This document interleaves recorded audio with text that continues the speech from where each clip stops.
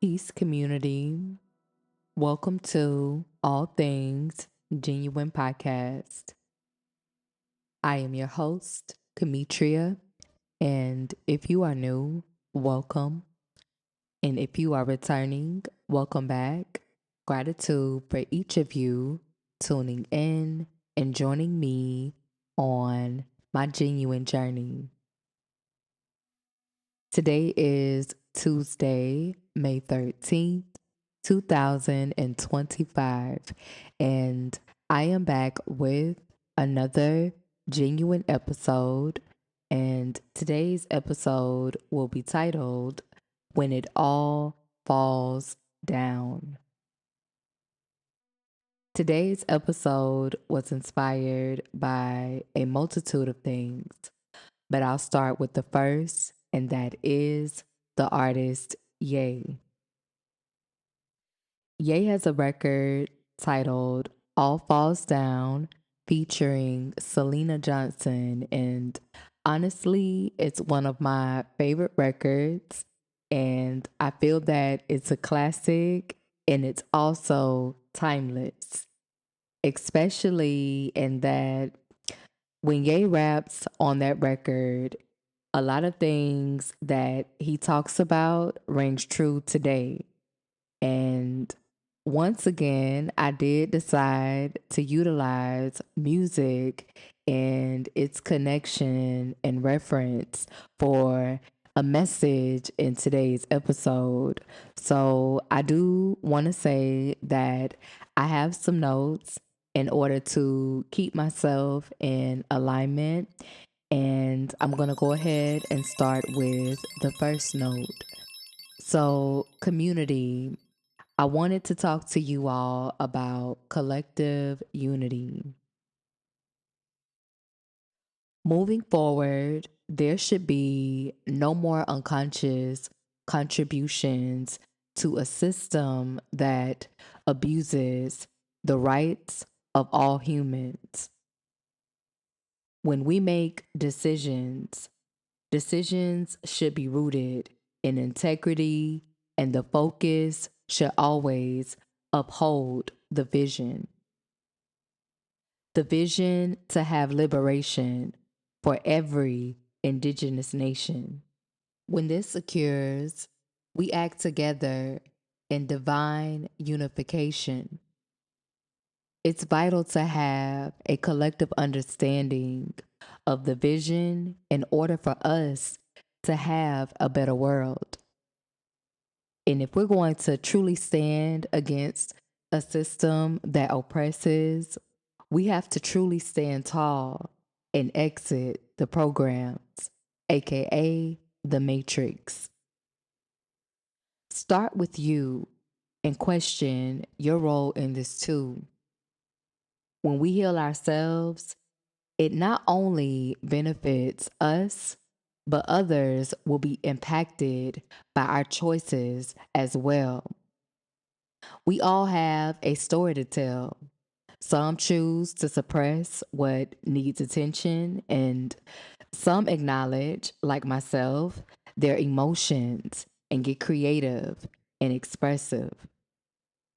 When we choose to acknowledge and release instead of avoid and resist, we embody so much flow and we're so high vibrational. We will attract more and more of what we truly are. And in knowing that, how profound and beautiful is that? At the root of it all, many aren't truly aligning with the cause.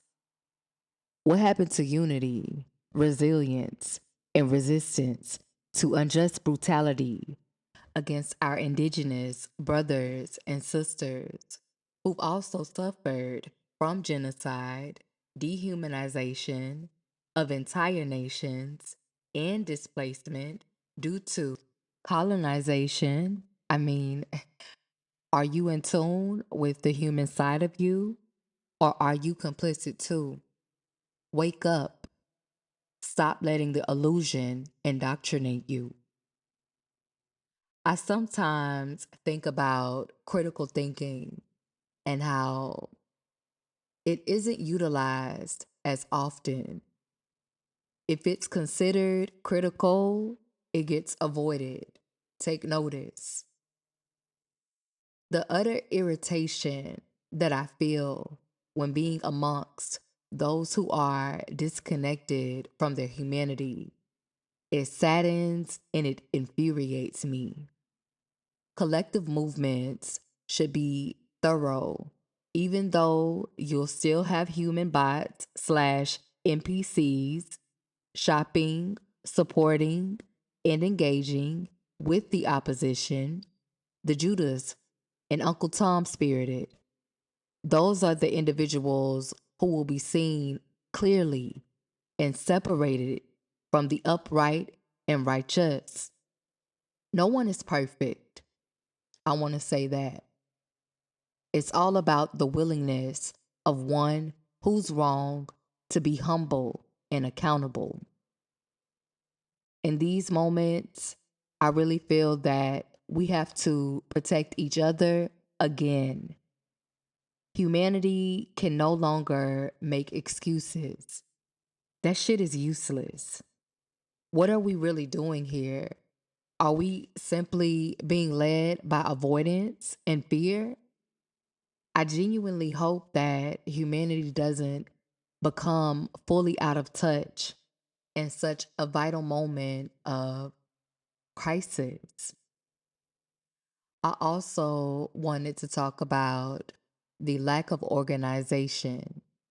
And one of the challenges that we're facing is the ongoing lack of organization within our communities.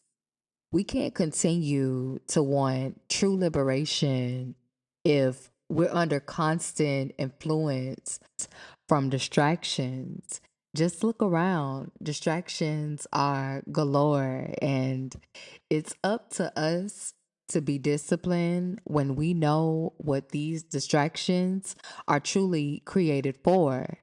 We need to address and treat them as such, nothing less and nothing more.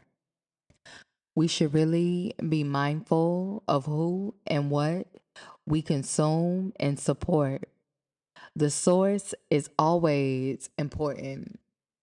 We should be aware of those behind the suits and ties that walk in corporate lines. We have to understand the differences and have discernment at all times. Each of us have a moral compass that helps us and guides us throughout our lifetime. I also want to talk about the importance of leadership. And leadership is important, but it's most important when you learn to lead yourself first before leading someone else.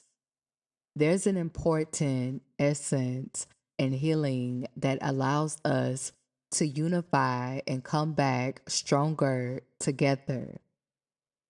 When you and I feel our best, we give just that, our best.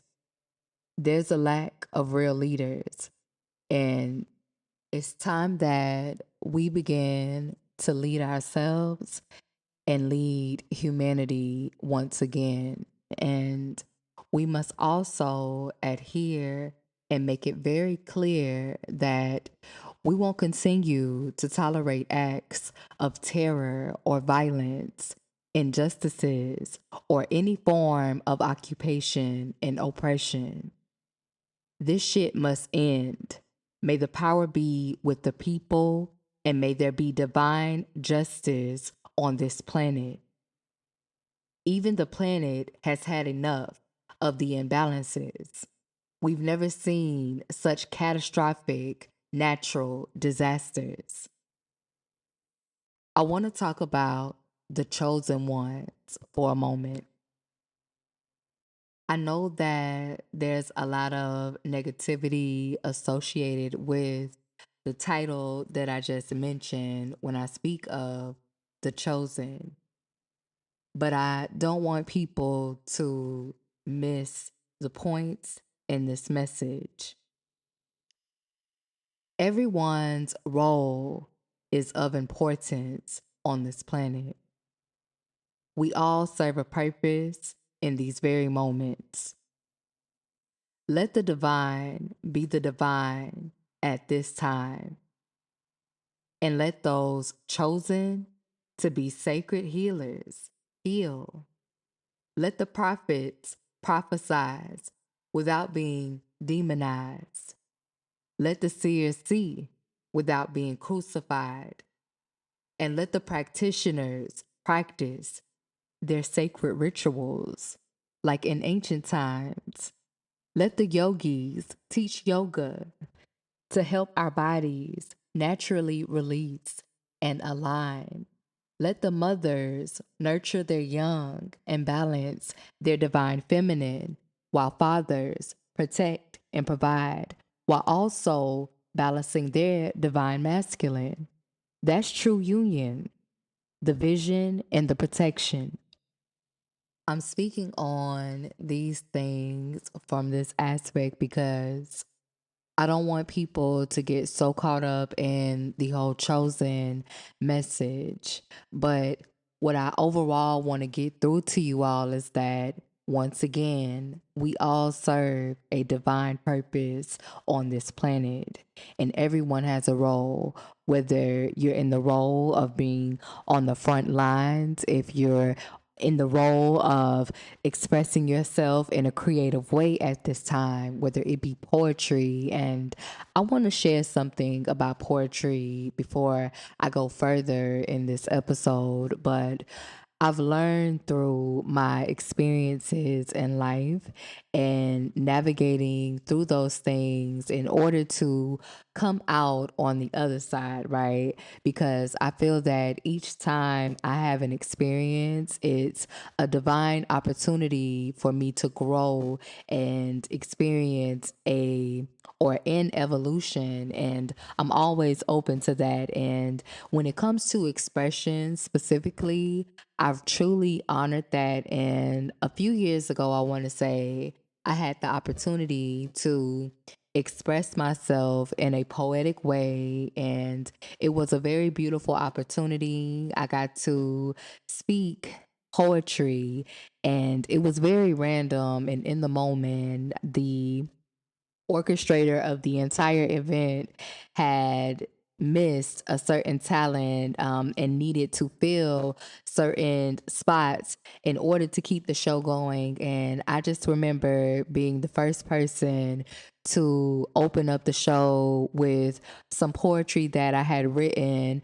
and it was inspired from love. And I just remember how powerful it was. And I want to encourage you all in this moment to, in whichever way you're being called to or you're being guided to show up at this time in life, do so, but do so courageously and do so bravely and be creative. I always tend to hear at times some individuals say, "Oh, well, I'm not creative." And it's like, it makes me sad sometimes because some individuals don't realize that we come from creation. And it's like, what do you mean? But I understand it because we've been under a deep, deep indoctrination of who it is that we are as a people and what it is that we can create and the power that we hold as individuals and just as a people. I want to encourage you all to really be open to the moments of creatively expressing yourself in whichever way you're being called to do so, whether it be writing, whether it be singing, whether it be um, supporting or engaging in different ways that you haven't really done. I just wanted to share that part, but I want to go ahead and move further along into today's episode. And this part of my episode is going to get a little bit more in depth about the things that I feel genuine about. And one of the things that really moved me, and it's very unfortunate when we tend to hear these stories of the same things happening, but with this story here, things took a turn, and specifically, I'm speaking of Rodney Hinton Jr. I want to first and foremost say I send my condolences to Rodney Hinton Jr. in regards to the loss of his son, Ryan Hinton. And I also send condolences and my prayers to his loved ones and his family in these very, very disturbing and painful moments. Now, like I said, in regards to Ryan Hinton Jr., I wanted to first and foremost just give my perspective as someone who identifies as someone being of indigenous melanated descent, because as I've stated, I want to be very mindful when I address and acknowledge us in this moment. And as I was stating, Rodney Hinton Jr., a grieving indigenous father of melanated descent, suffered beyond comprehension after seeing his son, Ryan Hinton, gunned down by an officer whose justification was unjust and painfully, once again, no incident or real justification, and gunning down yet another youthful soul of indigenous descent. When will this shit end? I pray that Ryan's loved ones and all that have suffered at the hands of injustice receive justice. To see Rodney Hinton Jr. in pain like that, and he didn't honestly give them the satisfaction of breaking and allowing his emotions to control him. He walked in front of every officer, head high, while looking them directly in their eyes. And that scene alone for me was very moving, because it took all of those officers to walk this one man away to his destination while being intimidated by nothing but sheriffs. And he stared them all in their faces. And I thought a lot about how he must have felt and how he is currently feeling when the cameras are away. But I feel as though Rodney knows that the people feel him as a father, and in no way, shape, or form am I condoning violence or anything of that nature. But I come from the very people who suffer and who experience injustices from policemen. And that's just the reality of the situations. How many times do you and I have to see another Black woman or another Black man or another young Black man or another young Black woman?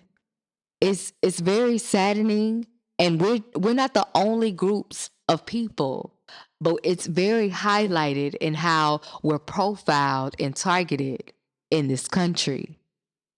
And I just wanted to acknowledge Rodney Hinton Jr. and the situation that he's facing. I can't even imagine how he must be feeling, Not only did he lose his son to senseless gun violence, but he too is being persecuted for his actions after seeing footage that didn't match what the officers had told him. Like I said, once again, my heart goes out to the entire Hinton family and to the mother and all of the loved ones of Ryan. I'm so sick and tired of hearing of these stories of these beautiful young Black men and women being killed by policemen. It's very sickening.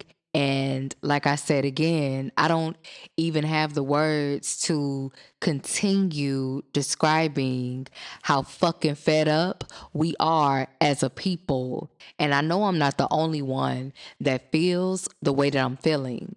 You know, we have Black children, young Black boys, young Black girls growing up in this racist ass world.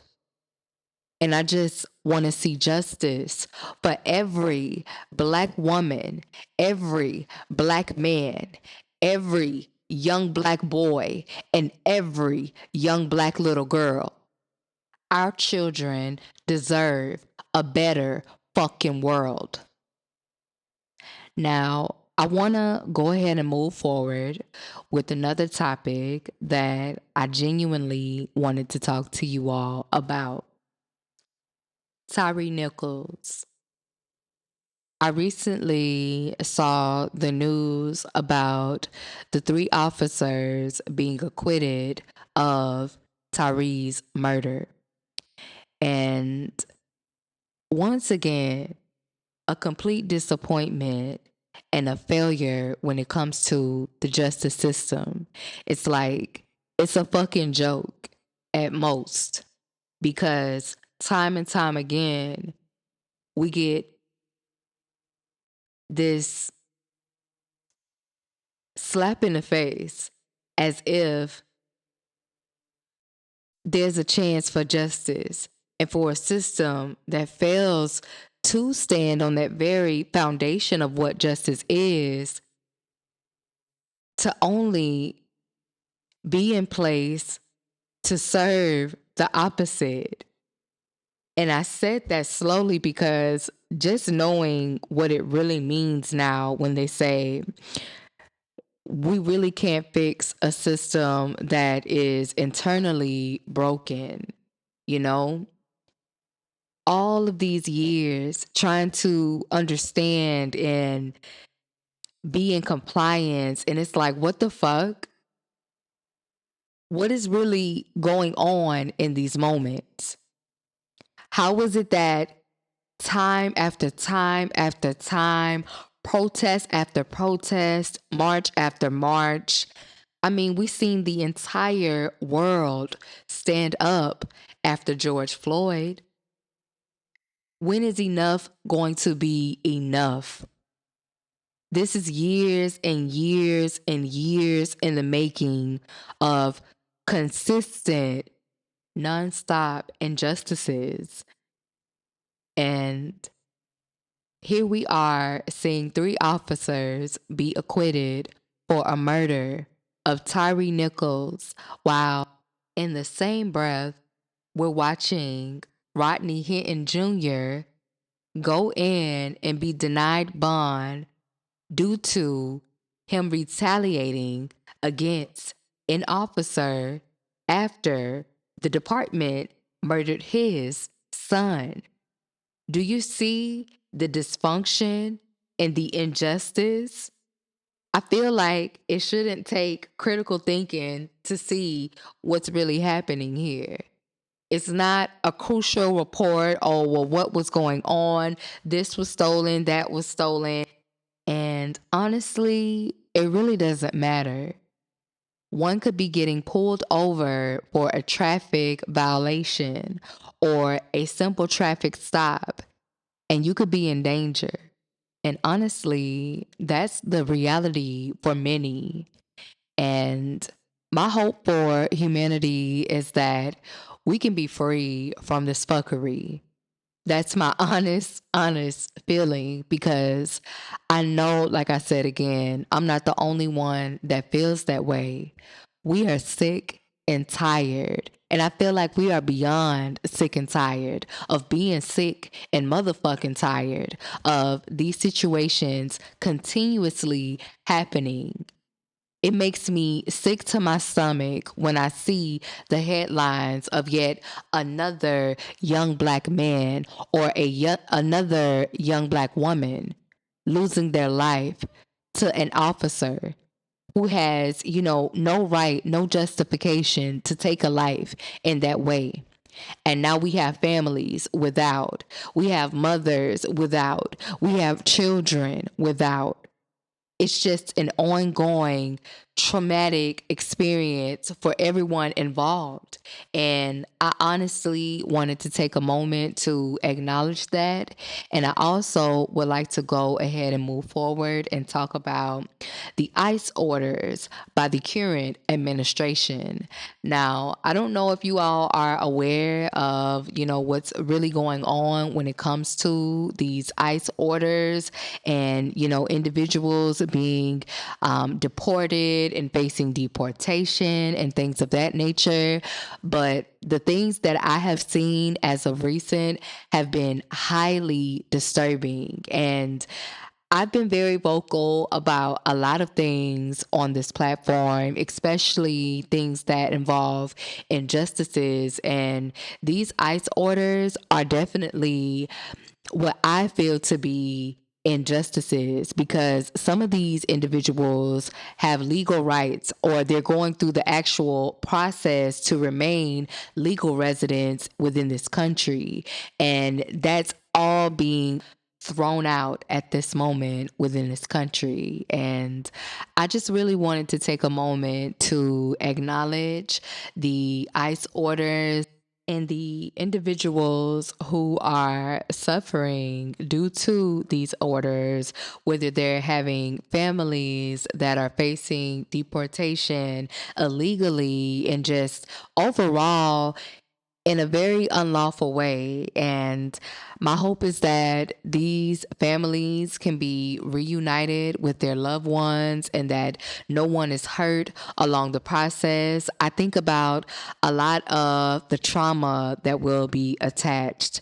There will be a lot of moments of healing that will be needed because these individuals did not expect to have this take place throughout their entire lives while being in the United States of America, and to have agents come towards you and be able to snatch you up off the streets or come to, wherever you are. Like from the things that I've been seeing, ICE has been trying to go to schools. They have been going to places, getting down to the babies in essence. And it's just a very unfortunate situation to rip people away from their families, rip children away from their parents.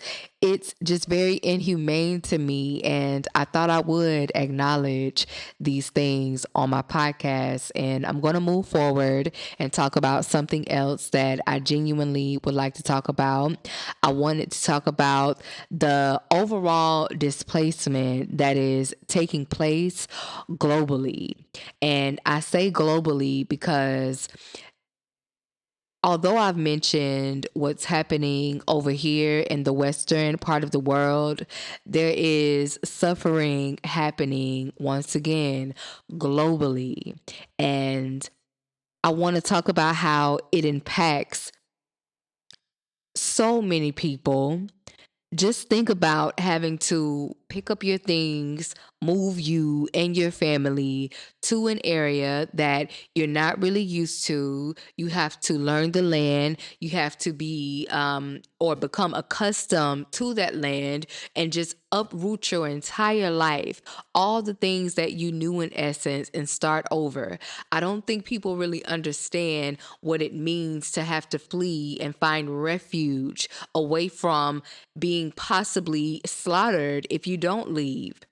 these things really do weigh on my mind at times. And at one point, I wasn't as aware to all of these things that were really always taking place. It's just now it's more in our face. And it's like, well, what are you going to do with that information? And for me, if I can in any way, shape, or form, like I said, I know that there's a group of individuals that are facing, censorship and all of the things that come along with speaking up and standing up for truth. Essentially, there's a lot that come with that, or that comes with that, I shall say. But I wanted to really talk about certain things because I see a lot of people being silent, people being complicit, people allowing fear to lead them. And I'm just not in alignment with those things. And I'm going to go ahead and talk about another subject. So, the next thing that I would like to talk about is an actual child that was murdered by the Israel occupation. And his name was Hassan Hayat. And forgive me if I have butchered or mispronounced, but his name was Hassan, and he was aged 14 years old.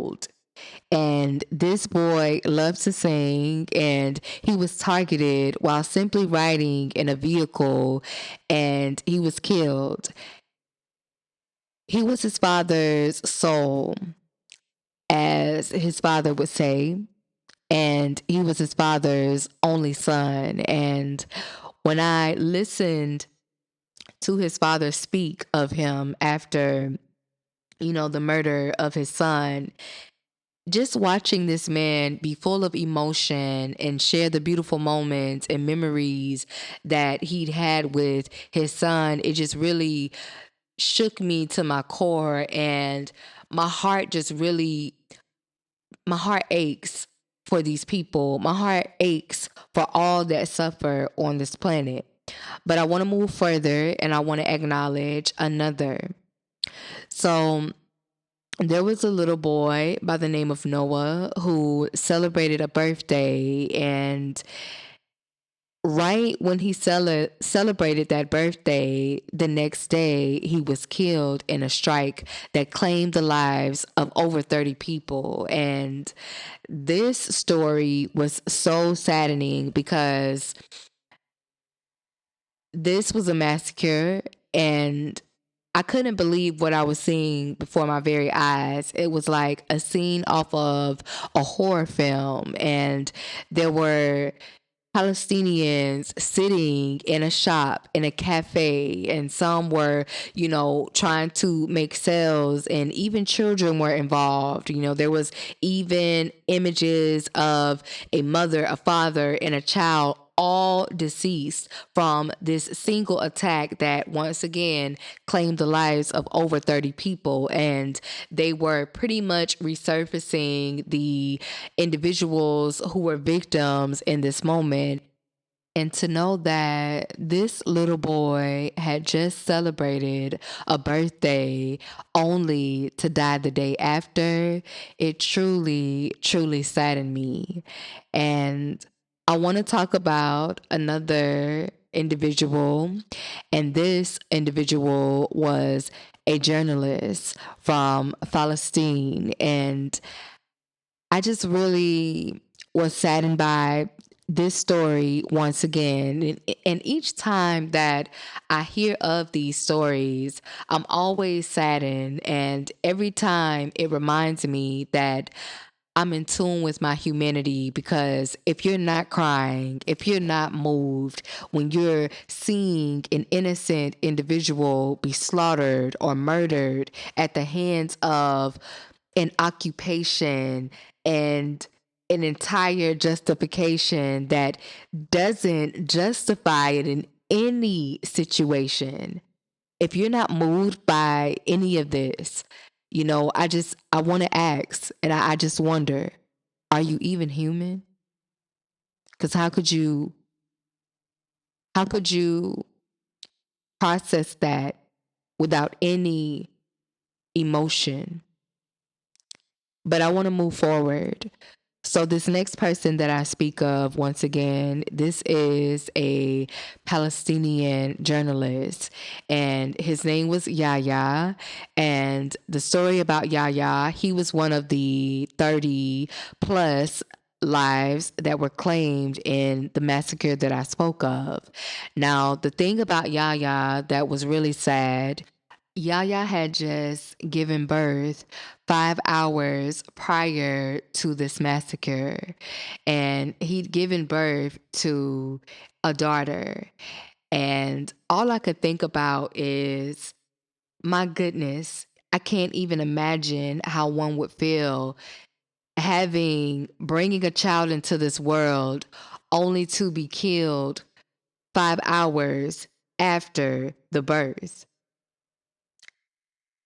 Moving further along, I want to also talk about the execution of Muhammad al-Tabasi in Palestine.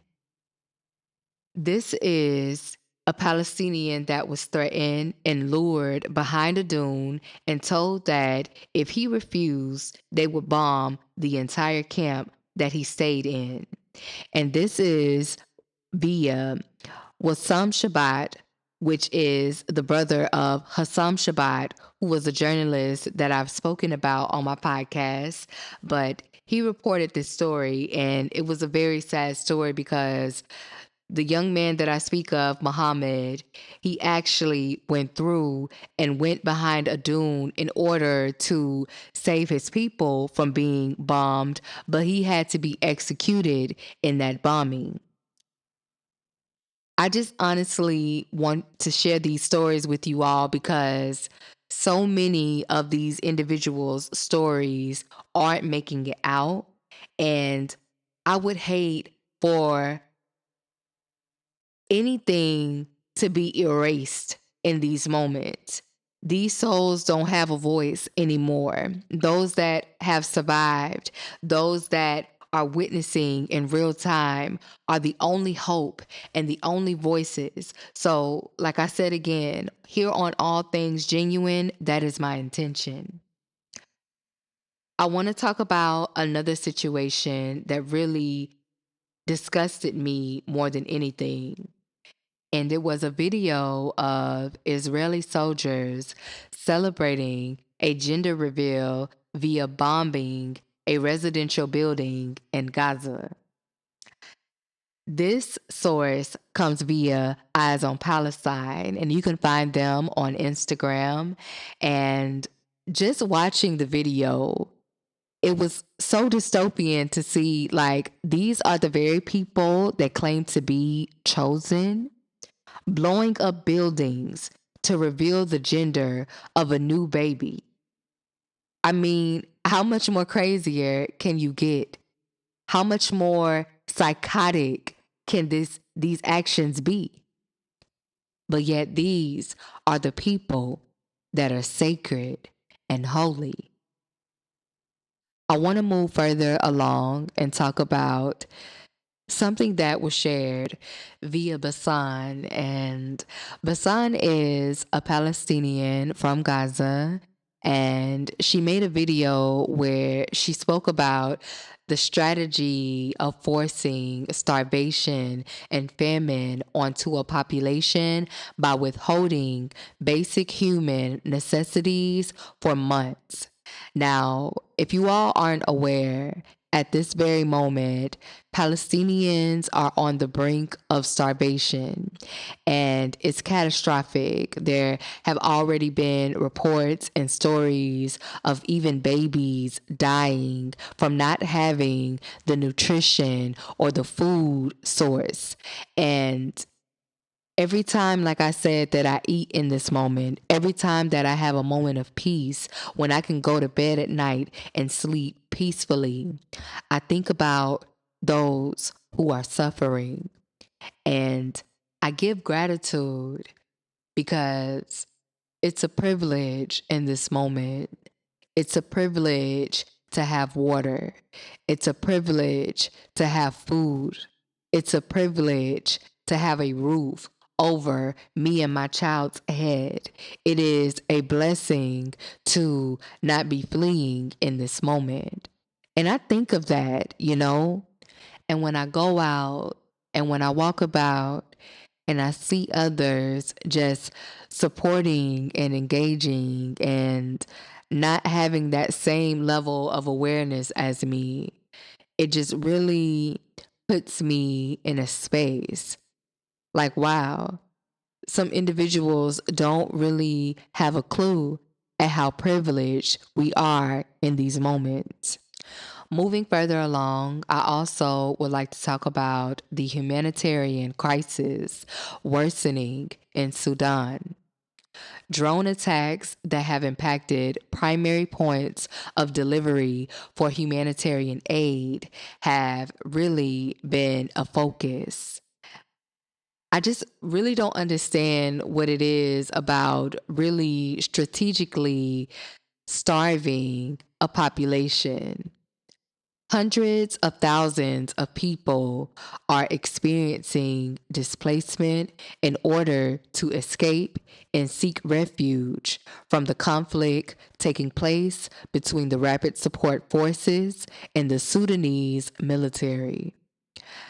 I got this information via UN.org, and this is due to my knowledge and awareness of what's happening not only just in Palestine, but in many other places. And I know once again that I've been very vocal about these things. I know that there's more to Palestine, there's more than just the Congo, there's more than just Sudan, there's Hawaii, there's so many other places that are currently experiencing a genocide and extreme displacement.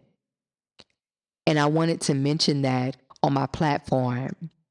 Now, moving further along in regards to what's happening elsewhere, I want to talk about the Congo. The Congo has very vital minerals such as cobalt, copper, diamonds, gold, and more. I found out that a lot of what Congo provides lies in things such as our mobile phones and militia. I want to talk about when I had this level of awareness about Congo and the minerals, it really shifted me. I no longer wanted to participate in buying phones or things that aligned with hurting the very people in the Congo. I also want to talk about the poets, the creatives in this moment.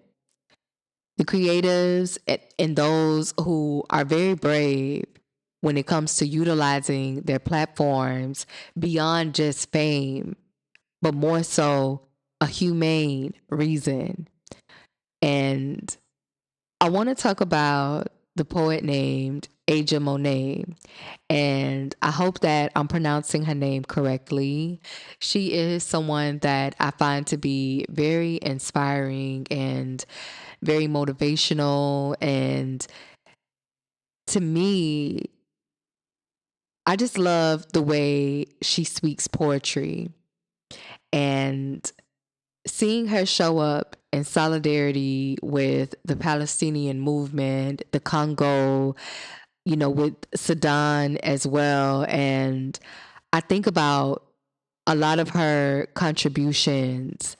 And recently, like I said, a lot of individuals have been subjected to punishment and means of being blacklisted or canceled.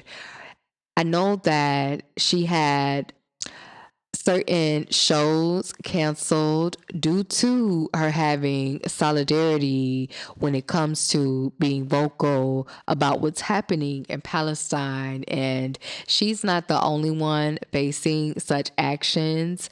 I want to also talk about another poet who is actually Iranian, and his name is Farah Avyar, and I believe I'm mispronouncing it once again, but I can be honest and transparent in my delivery.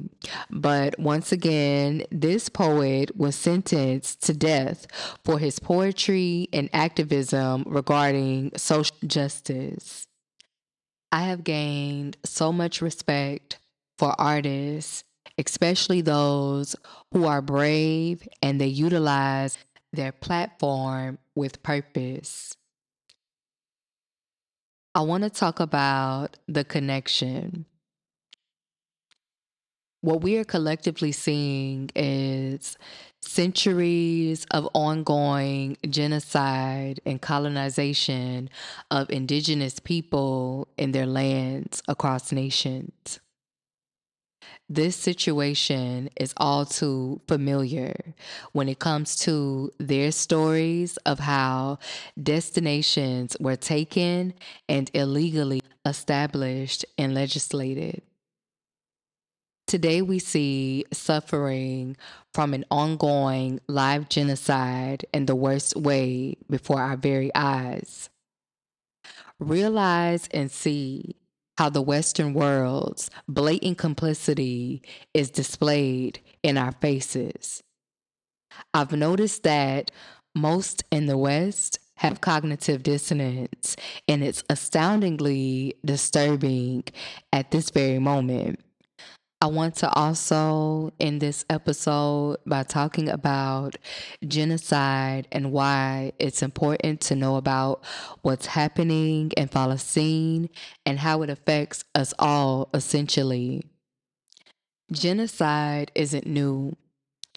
For generations and generations of indigenous nations have faced many forms of genocide, displacement, enslavement, indoctrination, and occupation under an oppressive system that only exists to serve the very people who inflict terror, trauma, and violence upon its indigenous citizens and nations. Just take a look at his story. They can never erase it. What's happening in Palestine has been the most brutal live stream, recorded genocide in our lifetime and throughout history. I have seen imagery and footage that may never, ever leave my memory. It's important to continue to show up how you can in these very vital moments. Humanity is on the line. Up until this point, if you haven't showed solidarity in efforts to bring awareness to what's currently happening to innocent children and an entire group of indigenous people, I hope and pray that you take this moment to be in tune with what's natural, your humanity. If you're not moved by what's taking place on a mental, spiritual, physical, or an emotional level, are you even human? Or have you too been hijacked, brainwashed, or bamboozled? I recently watched a film titled The Settlers by a man named Lewis, and I got to see things from a clearer perspective about the settlement in Israel. The footage isn't easily accessible as it was taken down shortly after release. Think about the history that was taught to you and me and see how those teachings aren't aligned with the truth of the actual stories. Stories that have resurfaced, the great unlearning and relearning. This is why knowledge is power and education is important. Be consciously aligned with your soul, body, and mind. Spiritual warfare against humanity is at an all-time high. Be discerning, disciplined, and vigilant of what's happening, and don't allow a system to have that advantage because remember, it's designed to thrive off of your lack of awareness. Raise your consciousness, raise your vibration, and always protect what is sacred. Until next time, loves, stay genuine. Peace.